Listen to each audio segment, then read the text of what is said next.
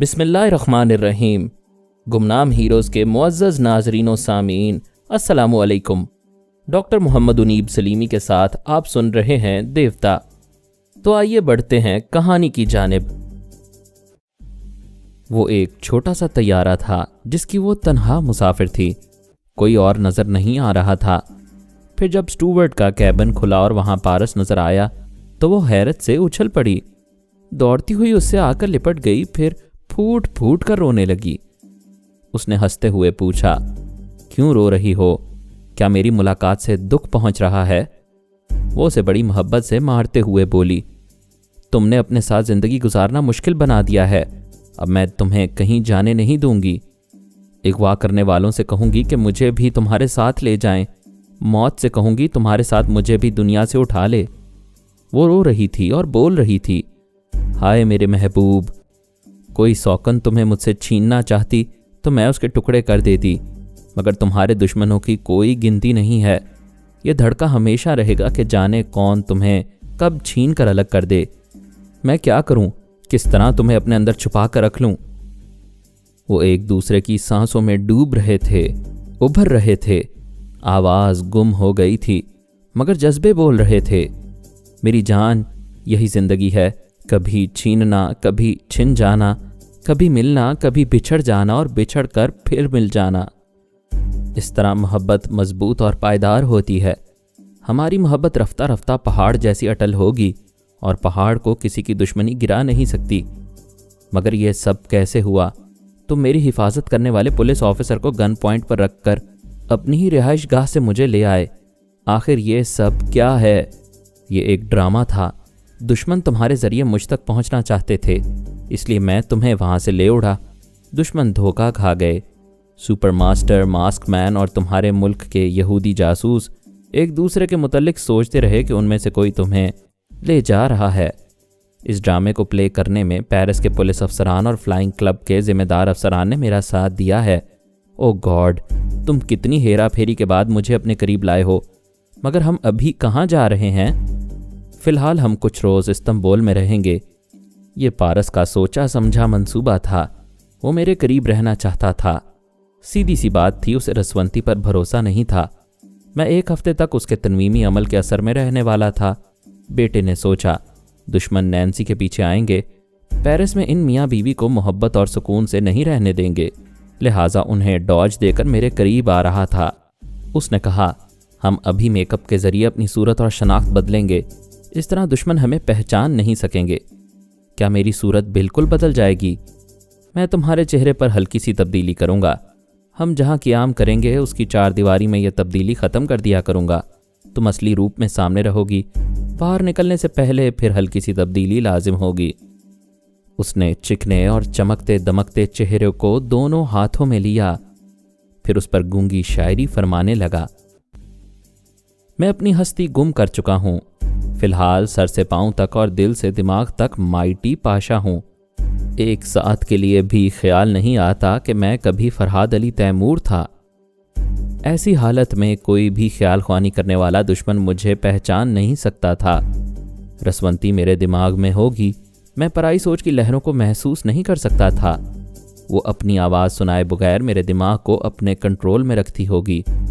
میرے کھانے پینے، کہیں جانے اور کسی سے ملنے پر اس کا اختیار ہوگا، جو میری سمجھ میں نہیں آتا تھا۔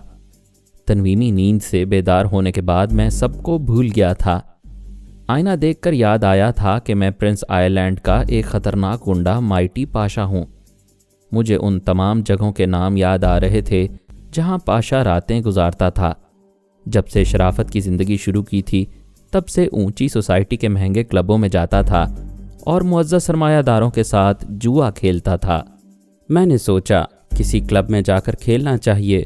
پھر دوسری سوچ نے کہا، تاش کے پتے کاغذ کے ہوتے ہیں مگر فولادی انسان کو توڑ کر رکھ دیتے ہیں، یعنی کاغذ سے فولاد کٹ جاتا ہے۔ تباہ و برباد کرنے والے شوق سے توبہ کرنی چاہیے۔ میرے دماغ میں یہ دوسری سوچ رسونتی کی تھی۔ وہ میرے لب و لہجے میں بول رہی تھی، اس لیے میں اس کی موجودگی کو سمجھ نہ سکا۔ وہ عام بیویوں کی طرح مجھے جوا کھیلنے سے باز رکھ رہی تھی اور کہہ رہی تھی، آج رات اسی کوٹھی میں آرام کرنا چاہیے۔ مجھے یاد نہیں تھا کہ میں نے پچھلی رات تھیلما اور ایک فراڈ جولی کے ساتھ جاگتے ہوئے گزاری ہے، لہٰذا سو جانا چاہیے۔ مجھے سوچتے سوچتے نیند آ گئی، یعنی رسونتی نے تھپک کر سلا دیا۔ ادھر پورے استنبول شہر میں فرحاد علی تیمور کو تلاش کیا جا رہا تھا۔ یہاں بھی سپر ماسٹر، ماسک مین اور اسرائیلی جاسوس سرگرم عمل تھے۔ ان سب کا منصوبہ تقریباً ایک جیسا تھا۔ میں جس کے بھی ہتھے چڑھ جاتا وہ اپنی اصلیت چھپا لیتا اور کوشش کرتا کہ مجھے اغوا کرنے اور قیدی بنانے کا الزام دوسروں پر عائد ہوتا رہے۔ وہ یہ بھی معلوم کرنا چاہتے تھے کہ آج بھری پوری شاہراہ سے کون لوگ مجھے جولی سے چھین کر لے گئے تھے۔ جولی اور کنگ آف کرائمز میرے لیے پریشان تھے، اس شرمندگی سے جھنجھلا رہے تھے کہ وہ مجھے حفاظت سے اپنے گھر تک نہ لا سکے۔ سپر طاقتوں کے جاسوس اور آلائے کار ان بہن بھائی کو دھمکی دے رہے تھے، ان سے پوچھ رہے تھے کہ انہوں نے فرحاد کو کس کے حوالے کیا ہے۔ وہ قسمیں کھا رہے تھے کہ انہوں نے کسی کے حوالے نہیں کیا، کوئی زبردست چال چل کر ان سے فرحاد کو چھین کر لے گیا ہے، لیکن کوئی ان کی قسموں پر بھروسہ کرنے کو تیار نہیں تھا۔ سپر ماسٹر، ماسک مین اور اسرائیلی انٹیلیجنس والے ایک دوسرے پر حملے کر رہے تھے، ایک دوسرے کے آلائے کار کو پکڑ کر پوچھ رہے تھے، بتاؤ فرحاد کو اغوا کر کے کہاں چھپایا ہے۔ انہوں نے ایئرپورٹس اور فلائنگ کلبز میں جا کر معلومات حاصل کی تھیں، شہر کی تمام شاہراہوں کی ناکہ بندی کر دی تھی۔ انہیں یقین تھا اغوا کرنے والوں نے مجھے اسی شہر میں کہیں چھپا رکھا ہے۔ ایسے میں علی تیمور نے ماں کو مشورہ دیا، ماما آپ ان کم بختوں کو آپس میں لڑاتی رہیں، ہر ایک کے پاس جا کر دھمکی دیجئے کہ وہ پاپا کو آپ کے حوالے کر دیں، ورنہ ہماری دشمنی مہنگی پڑے گی۔ رسونتی نے پہلے سپر ماسٹر سے پوچھا، تم نے فرحاد کو کہاں قید کیا ہے؟ وہ قسم کھا کر بولا، ہم نے فرحاد صاحب کو دیکھا تک نہیں ہے، آپ ہم پر کیوں شبہ کر رہی ہیں؟ وہ بولی، ابھی فرحاد نے خیال خوانی کے ذریعے مجھے بتایا ہے کہ اسے اغوا کرنے والوں نے نیند کا انجیکشن لگایا تھا۔ اسے معلوم نہ ہو سکا کہ کن راستوں سے کہاں لے جا کر اسے قید کیا گیا ہے۔ بیدار ہونے کے بعد وہ خود کو ایک تاریک کوٹھڑی میں پا رہا ہے۔ اسے کسی کی آواز سنائی نہیں دے رہی ہے، نہ ہی کوئی اس کی کسی بات کا جواب دے رہا ہے۔ ایک بھری پوری شاہراہ سے اسے اغوا کرنے کی جرت تمہارے آدمی ہی کر سکتے ہیں۔ آپ بھول رہی ہیں، یہ جرت ماسک مین بھی کر سکتا ہے، اور اسرائیلیوں کو تو سپر پاور بننے کا خبت ہے۔ وہ اس مقصد کے لیے جائز یا ناجائز طریقوں سے فرحاد صاحب کو اپنی مٹھی میں رکھنے کی جد و جہد کر رہے ہیں۔ یہ حرکت ان کی بھی ہو سکتی ہے۔ اب میں ماسک مین کو الزام دوں گی تو وہ بھی اس الزام کو تسلیم نہیں کرے گا۔ آپ ماسک مین اور اسرائیلی حکام کو الزام نہ دیں، چپ چاپ ٹیلی پیتھی کے ذریعے اس مکار تک پہنچنے کی کوشش کریں جس نے فرحاد صاحب کو قیدی بنانے کی احمقانہ جرت کی ہے۔ اس سلسلے میں میں بھی اپنے تمام ذرائع استعمال کر رہا ہوں، لیکن دو نئے دشمن ایسے ہیں جن تک ہم نہیں پہنچ سکتے۔ یہ نئے دشمن کون ہیں؟ یہ میرے ملک کی بد نصیبی ہے کہ ٹرانسفارمر مشین اور نقشے آپ لوگوں نے تباہ کر دیے۔ دو ٹیلی پیتھی جاننے والے ہمارے سرمایہ تھے، انہوں نے بھی دھوکہ دے دیا۔ وہ دونوں پچھلے 5 دنوں سے لاپتہ ہیں۔ جاتے جاتے نائب سپر ماسٹر سے کہہ گئے ہیں کہ وہ ہمارے ملک کے پابند رہ کر کام نہیں کریں گے، فرحاد علی تیمور کی طرح اپنی ایک نئی دنیا آباد کریں گے اور دنیا کے تمام ممالک کو اور سپر طاقتوں کو ٹیلی پیتھی کے ہتھیار سے کم تر بنا کر رکھیں گے۔ آپ یقین کریں، وہ دونوں ٹیلی پیتھی جاننے والے ہم سے بغاوت کر کے ہمارے لیے بہت بڑا خطرہ بن گئے ہیں۔ ان حالات میں ہم آپ جیسے ٹیلی پیتھی جاننے والوں سے دشمنی مول لینے کی حماقت نہیں کریں گے۔ ہم سوچ رہے تھے کہ دشمنوں کی تعداد کم کریں گے، جو دشمن رہ گئے ہیں ان کی دنیا سے دور رہنے کے لیے سونیا میری فیملی کے لیے ایک الگ بستی بسا رہی تھی۔ ادھر 2 ٹیلی پیتھی جاننے والے سپر ماسٹر کو چھوڑ کر ایک نیا محاذ بنا چکے تھے۔ جب بھی نئے دشمن پیدا ہوتے ہیں تو میری داستان اور طویل ہو جاتی ہے۔ لوگ پوچھتے ہیں، یہ داستان شیطان کی آنت کی طرح لمبی کیوں ہوتی جا رہی ہے؟ اسے بند کرو۔ بھائی بند تو تب ہوگی جب دشمن ختم ہوں گے، اور دشمن تب ختم ہوں گے جب میری زندگی ختم ہوگی۔ گویا تقاضا کرنے والے جب یہ کہتے ہیں کہ داستان ختم کرو تو گویا کہتے ہیں فرحاد علی تیمور کی زندگی کی کتاب بند کر دو۔ مشکل یہ ہے کہ یہ کتاب کسی کی حاسدانہ سازش سے بند نہیں ہوگی، دعا مانگنے سے بھی بات نہیں بنے گی۔ ایسے میں صرف بد دعا رہ جاتی ہے۔ بات پھر وہیں آ کر رکتی ہے जब तक बद्दुआ कबूल होगी तब तक दास्तान तो चलती रहेगी। रात के 2 बजे थे। मैं गहरी नींद में था। अचानक आंख खुल गई। मैं फौरन ही उठ बैठा। मुझे खतरे का एहसास हो रहा था। मैं पलंग से उतरकर चप्पल पहनता हुआ आगे बढ़ा, फिर ख्वाबगाह का दरवाज़ा खोलते ही ठिठक गया। चंद मुसल्ला जवान खड़े हुए थे। एक ने रिवॉल्वर की नाल मेरे सीने पर रखकर पूछा, तुम माइटी पाशा हो? मैंने सहम कर कहा, हाँ मैं माइटी पाशा हूँ, मगर कसम खाकर कहता हूँ कि जुराइम का रास्ता छोड़ चुका हूँ। मैंने किसी को नुकसान नहीं पहुँचाया। तुम लोग मुझे नुकसान पहुँचाने क्यों आए हो? वो रिवॉल्वर की नाल से मुझे पीछे हटाता हुआ और आगे बढ़ता हुआ बोला, अगर तुम चाहते हो कि तुम्हारे जिस्म पर हल्की सी खराश भी ना आए तो हमें फरहाद अली तैमूर का पता बता दो या उसके पास पहुंचा दो। फरहाद अली तैमूर?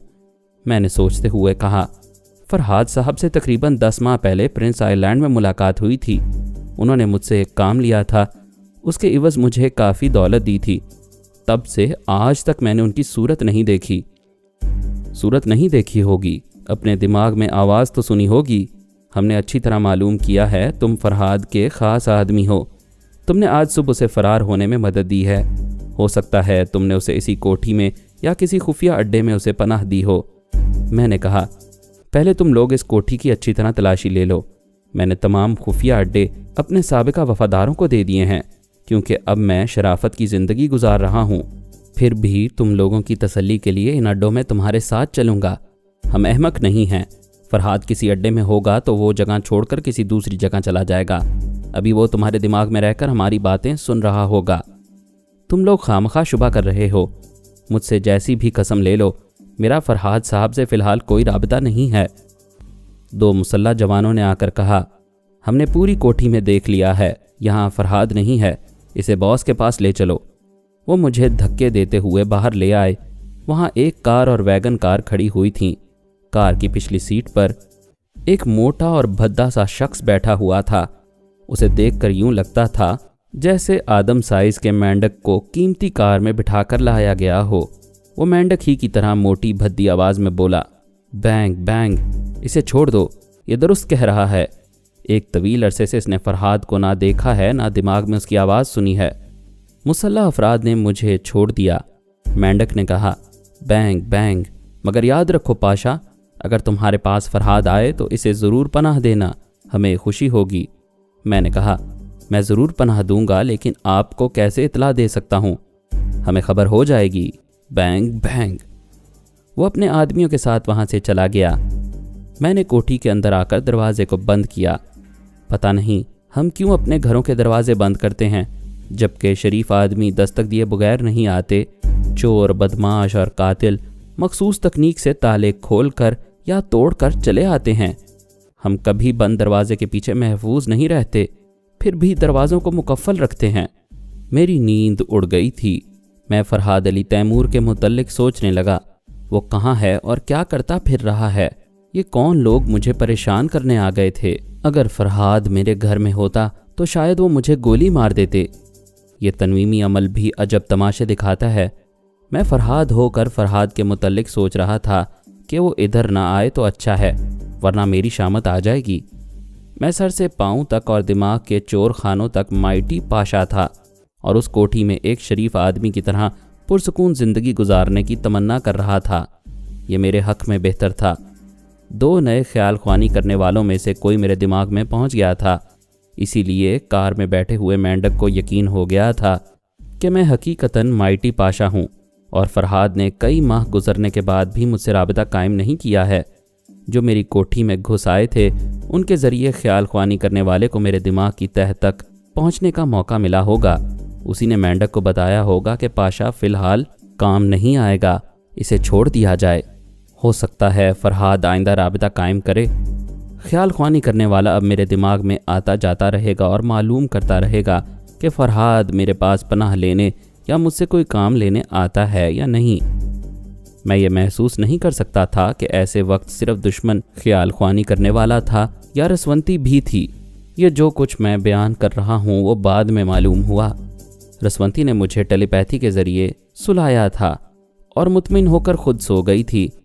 उसके हिसाब से मैं सुबह 5 बजे बेदार होने वाला था। یہ اچھا ہوا کہ میں نے آرمر کو رازدار بنا لیا تھا۔ وہ رات گئے تک جاگنے کا عادی تھا۔ جب وہ سونے سے پہلے میری خیریت معلوم کرنے آیا تو اس وقت مسلح جوان کوٹھی میں فرحاد علی تیمور کو تلاش کر رہے تھے۔ اس نے فوراً ہی پارس کو اطلاع دی، تمہارے پاپا کے بیڈ روم میں کچھ لوگ گھس آئے ہیں، انہیں مائٹی پاشا سمجھ کر کوٹھی کے ہر حصے میں تمہارے پاپا کو تلاش کر رہے ہیں۔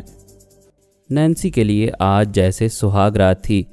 وہ ایک ایک پیار برے لمحے سے جی بھر کے کھیل رہی تھی۔ پارس آرمر سے باتیں کرنے باتھ روم میں آ گیا تھا۔ اس نے کہا، انکل پلیز آپ نینسی کو ٹیلی پیتھی کے ذریعے فوراً سلا دیں ورنہ وہ مجھے باہر نہیں جانے دے گی۔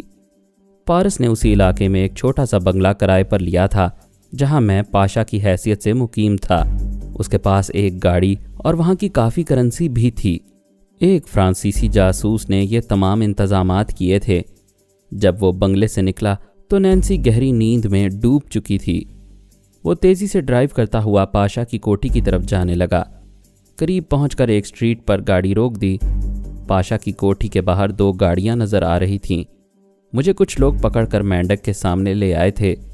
آرمر پارس کو بتا رہا تھا، بیٹے خطرہ ٹل گیا ہے، انہوں نے تمہارے پاپا کو چھوڑ دیا ہے، وہ انہیں گرفتار کر کے نہیں لے کر جائیں گے۔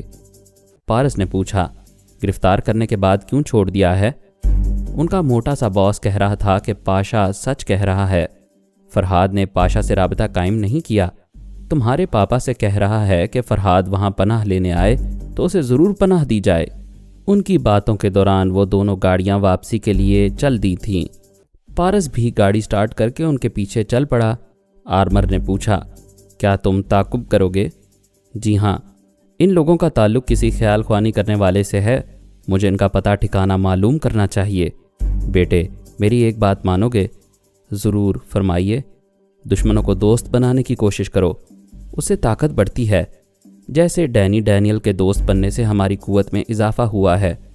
اگر ان 2 نئے خیال خوانی کرنے والوں کے بھی دل جیت لوگے تو سونیا اپنے مقصد میں کامیاب ہو جائے گی۔ وہ جو نئی بستی بسا رہی ہے وہاں پھر کوئی دشمن کبھی قدم نہیں رکھ سکے گا۔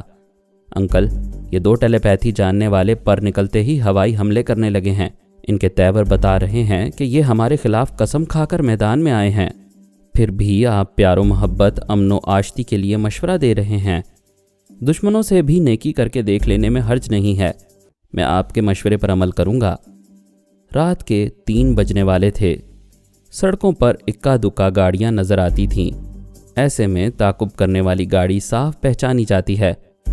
پارس نے آگے جانے والی دونوں گاڑیوں سے کافی فاصلہ رکھا تھا تاکہ اس کی گاڑی کا رنگ اور بناوٹ اچھی طرح نظروں میں نہ آئے اور یہ شبہ نہ ہو کہ ایک ہی گاڑی پیچھے چلی آ رہی ہے۔ وہ اپنی کوششوں میں کامیاب رہا۔ آگے جانے والے مطمئن تھے۔ آدھے گھنٹے بعد اس مینڈک کی کار ایک کوٹھی کے احاطے میں داخل ہو گئی۔ پارس نے اپنی کار کی رفتار اور سست کر دی، مگر جس ویگن کار میں مسلح افراد بیٹھے تھے اس کا تعاقب لازمی نہیں تھا۔ وہ آہستہ آہستہ کار ڈرائیو کرتا ہوا اس کوٹھی کے سامنے سے گزرا۔ مین گیٹ پر لگی ہوئی نیم پلیٹ پر ایک نظر ڈالی، کسی جان گاسکر کا نام لکھا ہوا تھا۔ وہ اسٹریٹ اور کوٹھی کا نام اور نمبر ذہن نشین کرتے ہوئے آگے بڑھ گیا۔ آگے جانے والی ویگن کار جانے کہاں نکل گئی تھی اس کی پرواہ نہیں تھی۔ وہ ہوا خوری کے انداز میں ڈرائیو کرتا ہوا 15 منٹ کے بعد ایک ٹیلی فون بوتھ کے سامنے رک گیا۔ بوتھ کے اندر جا کر فرانسیسی جاسوس سے رابطہ قائم کیا۔ وہ سو رہا تھا۔ فون کی گھنٹی بجتی رہی، پھر نیند بھری آواز سنائی دی، او گاڈ 4 بجنے والے ہیں، ایسی گہری نیند سے جگانا کہاں کی شرافت ہے؟ کون ہو تم؟ کس سے بات کرنا چاہتے ہو؟ پارس نے کہا، ایسے وقت جگانا شرافت نہیں ہے، لہٰذا میں شریف آدمی نہیں ہوں، میری آواز سنتے ہی نیند اڑ گئی ہوگی۔ وہ جلدی سے بولا، آپ ہیں سر؟ سوری سر، وہ اکثر رانگ نمبر ڈائل کرنے والے نیند خراب کرتے ہیں، اسی لیے۔ پارس نے بات کاٹ کر کہا، صحیح نمبر ڈائل کرنے والے نے بھی نیند خراب کی ہے۔ سر مجھے شرمندہ نہ کریں، میں پوری طرح بیدار ہو چکا ہوں۔ تو پھر نوٹ کرو، رابعہ بصری ایونیو میں 808 نمبر کی کوٹھی ہے جس پر جان گاسکر کی نیم پلیٹ ہے۔ میں اس کوٹھی کے مکینوں کے متعلق معلومات حاصل کرنا چاہتا ہوں۔ جاسوس نے کہا، جان گاسکر ترکی کا مشہور پہلوان ہے، بین الاقوامی شہرت کا حامل اور بہت خطرناک آدمی ہے۔ पुलिस वाले इससे कतराते हैं। वो इस्तांबुल में मास्क मैन की खतरनाक तंजीम का बॉस है। मैं 1 घंटे के अंदर मज़ीद मालूमात फराहम कर सकूँगा। ठीक है, मैं खुद ही राबिता कायम करूँगा। पारस रिसीवर रखकर बूथ से बाहर आ गया, फिर स्टीयरिंग सीट संभाल कर आगे बढ़ गया। अगले राउंड अबाउट से घूम कर वापस जाना चाहता था, लेकिन आगे जाकर रास्ते से भटक गया। वो वहाँ के इलाकों और रास्तों को पहचानता नहीं था। आर्मर ने कहा, मैं इस जासूस के दिमाग में चुपचाप जाकर तुम्हारी रिहाइशगाह तक जाने वाले रास्ते मालूम करूँगा, फिर तुम्हें आकर बताऊँगा। वो चला गया। पारस आहिस्ता आहिस्ता कार चला रहा था। 1-2 राहें पर पहुंचकर उसने सोचा किस रास्ते पर जाना चाहिए। उसने दूर तक नज़र दौड़ाई। तकरीबन 100 गज के फासले पर वो वैगन कार खड़ी हुई थी जिसमें मुसल्लह अफराद सफ़र कर रहे थे। वो एक बार और ओपन रेस्टोरेंट के सामने खड़ी हुई थी। वो भी इत्मीनान से ड्राइव करता हुआ वहां पहुंच गया। कार को फुटपाथ के किनारे खड़ी करके बाहर आ गया। रेस्टोरेंट खाली था। बार के काउंटर पर 6 अफराद नजर आए। उन्होंने हथियारों को वैगन में छुपाया होगा। वो बियर के कैन पकड़े हुए पी रहे थे और एक दूसरे से मजाक कर रहे थे। पारस ने काउंटर पर आकर पूछा, कॉफ़ी मिल सकती है? काउंटर के पीछे खड़ी हुई एक अधेड़ उम्र की औरत ने कहा, सॉरी, रेस्टोरेंट अब सुबह खुलेगा। एक शख्स ने कहा, जवान, प्यास लगी है तो बियर पी लो। पारस ने कहा, शुक्रिया, मैं नहीं पीता, हमारे अकाउंट में पी लो। दूसरे शख्स ने कहा, बच्चे को शराब नहीं दूध पिलाते हैं। इस बात पर सब हंसने लगे। पारस ने कहा, तुम्हारे जैसे जिंदा दिल लोग मुझे अच्छे लगते हैं, मैं एक शर्त पर बियर पीऊँगा। तीसरे शख्स ने कहा, तुम्हारी शर्त मालूम है, तुम कहोगे कि हम सब का बिल तुम अदा करोगे। भाई, हम तुम्हारा दिल नहीं तोड़ेंगे। वो फिर कहे लगाने लगा। पारस ने कहा, चलो सबका बिल मैं अदा करूँगा, लेकिन शर्त यह है कि हम बियर नहीं विस्की पिएंगे और एक दूसरे को अपनी झूठी शराब पिलाएंगे। इस तरह आपस में हमारी मोहब्बत बढ़ेगी। सब ने यह शर्त मंजूर की। पारस ने उनका पिछला बिल अदा किया, फिर सबके लिए विस्की के डबल पैक का ऑर्डर देकर उसकी रकम भी अदा कर दी। अधेड़ उम्र की औरत ने सबके लिए लार्ज पैक बनाए। आर्मर ने दिमाग में आकर पूछा, यहाँ क्या कर रहे हो? मैंने तुम्हारी रिहाइशगाह का रास्ता मालूम कर लिया है। अंकल, मैं इनकी खोपड़ी घुमा रहा हूँ। अगर ये योगा के माहिर हैं तो चंद मिनट बाद सांस रोकने के काबिल नहीं रहेंगे, फिर आप इनका कच्चा चट्ठा मालूम कर लेंगे। सब ने अपने अपने ग्लास उठा लिए। पारस ने अपने ग्लास में से एक घूंट लिया, फिर उस ग्लास को दूसरे शख्स के हाथ में देकर उसका ग्लास ले लिया। उसमें से एक घूंट पीकर तीसरे को वो ग्लास दे दिया। इस तरह दूसरों का झूठा ग्लास उसके पास आ रहा था और उसका झूठा ग्लास दूसरों के पास जा रहा था। वो पी रहे थे और कह रहे थे, भाई कमाल की विस्की है, 2-4 घूंट में नशा होने लगता है।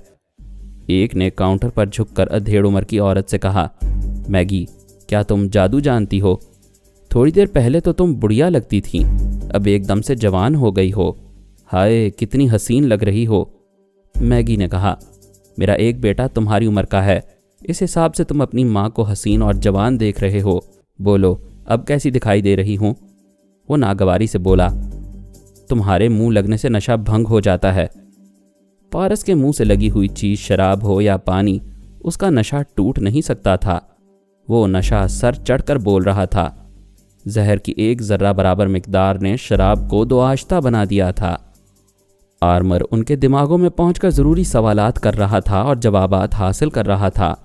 एक ने दूसरे से पूछा, अरे यार, हम किसके लिए काम करते हैं? दूसरे ने सीने पर हाथ मारकर कहा, हम गास करके भरोसे वाले बंदे हैं। इस मुल्क के एक सिरे से दूसरे सिरे तक बड़े बड़े बदमाश हमारे सामने घुटने टेकते हैं। पुलिस के सिपाही हमें सलाम करते हैं। हम इस शहर के हीरो हैं, हीरो। तीसरे शख्स ने काउंटर पर हाथ मारते हुए कहा, तुम्हें गास्कर के पास कौन ले जाता है? मैं ले जाता हूँ, मैं। तुम सब कुत्तों की तरह खामोश खड़े रहते हो। गास्कर से बातें कौन करता है? मैं करता हूँ। मैं हूँ उसका राइट हैंड, उसके बहुत से राजों से वाकिफ़ हूँ।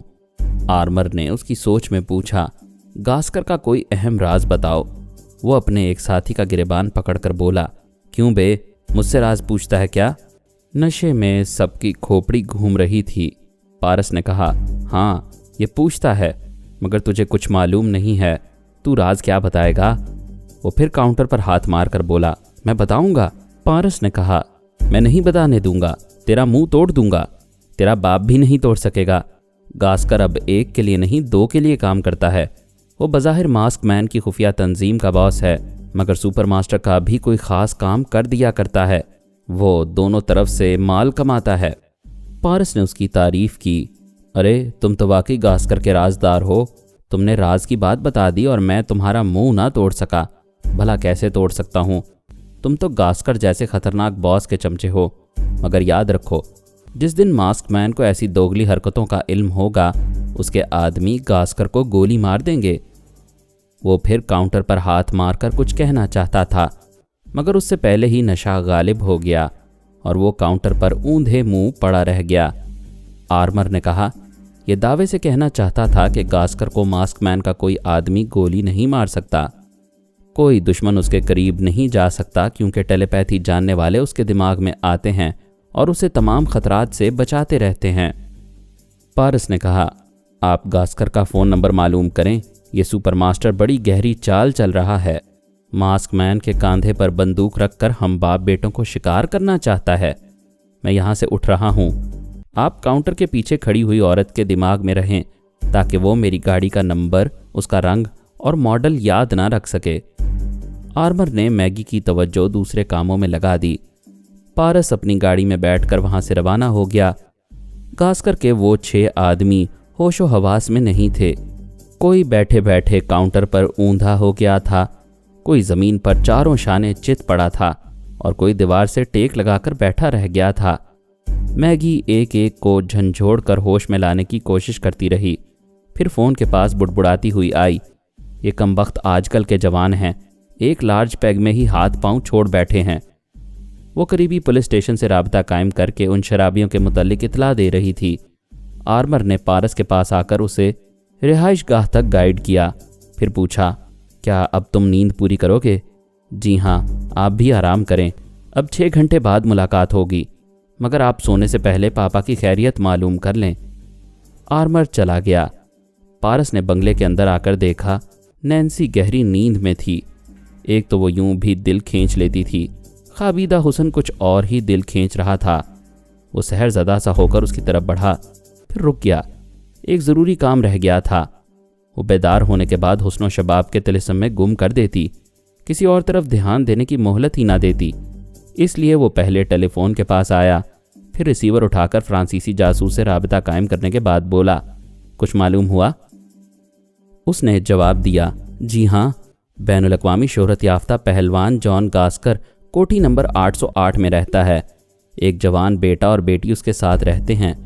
बेटा बहुत बड़ा पुलिस ऑफिसर है।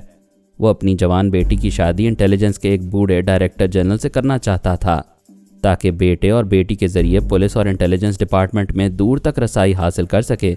मगर अभी इत्तला मिली है कि अब से 2 घंटे पहले उसकी बेटी टीना को अगवा किया गया है। इस वक्त गास्कर की कोठी में पुलिस और इंटेलिजेंस के बड़े बड़े अफसरान मौजूद हैं। शहर के हर बदमाश का मुहासबा किया जा रहा है। एयरपोर्ट, बंदरगाहों और हाईवे की पुलिस चौकियों पर सख्ती से चेकिंग हो रही है। अगर आप उससे राबता कायम करना चाहें तो उसके 4 अदद फ़ोन नंबर नोट कर लें। पारस ने वो 4 फ़ोन नंबर नोट करने के बाद पूछा, तुम्हें कैसे मालूम हुआ कि गास्कर मास्क मैन की तंजीम का इलाकाई बॉस है? मेरी वाइफ प्रेस रिपोर्टर है। वो बड़े बड़े मारूफ लोगों की प्राइवेट लाइफ के बारे में बहुत कुछ जानती है। उसी ने मुझे गास्कर के मुतल्लिक बताया है। ठीक है, मालूमात फराहम करने का शुक्रिया। मैंने सुबह 4 बजे तुम्हारी नींद ख़राब की। अब चाहो तो 6 घंटे आराम कर सकते हो। उसने राबता ख़त्म कर दिया। इस जासूस को गास्कर के अंदरूनी राज मालूम नहीं थे। उसने एक ही अहम खबर पहुंचाई थी कि उसकी बेटी टीना को अगवा किया गया है। गास्कर की बेटी पर हाथ डालने की जुर्रत कोई ज़बरदस्त दुश्मन ही कर सकता था। उसके किसी दुश्मन से फ़िलहाल पारस को दिलचस्पी नहीं थी। वो नैन्सी के पास आ गया। उसके गुलाब जैसे चेहरे पर सांसों की आंच से दस्तक देने लगा। पहली ही दस्तक पर आंखें खुल गईं। आंखों में नींद का खुमार था। वो चंद लम्हों तक अपने दीवाने को सोचती हुई नज़रों से देखती रही, फिर चौंक कर बोली, ओ माय गॉड, मैं सो गई थी। हाँ, मैं बाथरूम में गया था, वापस आकर देखा तो तुम सो गई थी। वो वॉल क्लॉक को देखते हुए बोली, मुझे याद है तुम 2:30 बजे मुझे छोड़कर बाथरूम में गए थे।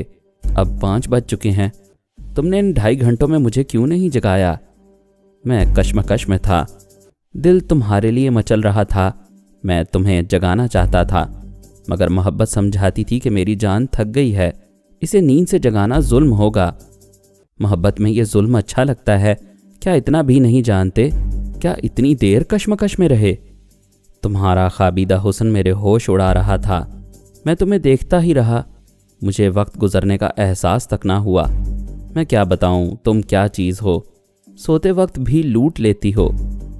وہ خوش ہو کر لوٹنے کا سامان کرنے لگی۔ دوسری صبح رسونتی میرے دماغ میں آئی۔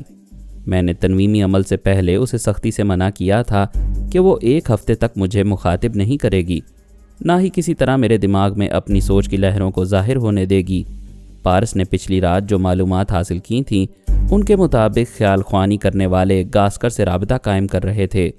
گاسکر نے اپنے آدمیوں سے کہا تھا کہ میں واقعی مائٹی پاشا ہوں، میرا بیان درست ہے، لہٰذا مجھے چھوڑ دیا جائے۔ اس کے یقین سے بھی ثابت ہوتا تھا کہ کسی نے ٹیلیپیتھی کے ذریعے میرے دماغ کو کھنگالا ہے اور میرے مائٹی پاشا ہونے کا یقین کیا ہے۔ میں جانتا تھا ایسا ضرور ہوگا، اس لیے میں نے رسونتی کو اپنے دماغ میں محتاط رہنے کی تاکید کی تھی۔ اس نے صبح کر چپ چاپ معلوم کیا کہ پچھلی رات مسلح اجنبی کوٹھی میں گھس آئے تھے، میرے سامنے مجھے ہی تلاش کرتے رہے تھے، پھر کوئی نقصان پہنچائے بغیر واپس چلے گئے تھے۔ مزید اقساط سننے کے لیے ہمارے چینل کا سبسکرائبر بنیں اور ساتھ ہی بیل آئیکن کو کلک کریں تاکہ آپ کو ہر آنے والی نئی ویڈیو کی نوٹیفیکیشن ملتی رہے۔ ہماری ویڈیوز کو لائک اور شیئر کریں اور ہمیں اپنی دعاؤں میں یاد رکھیے گا۔ ISI اور پاک آرمی زندہ باد، پاکستان پائندہ باد۔ ہم پھر ملیں گے انشاءاللہ ایک نئی قسط کے ساتھ، تب تک کے لیے اللہ حافظ۔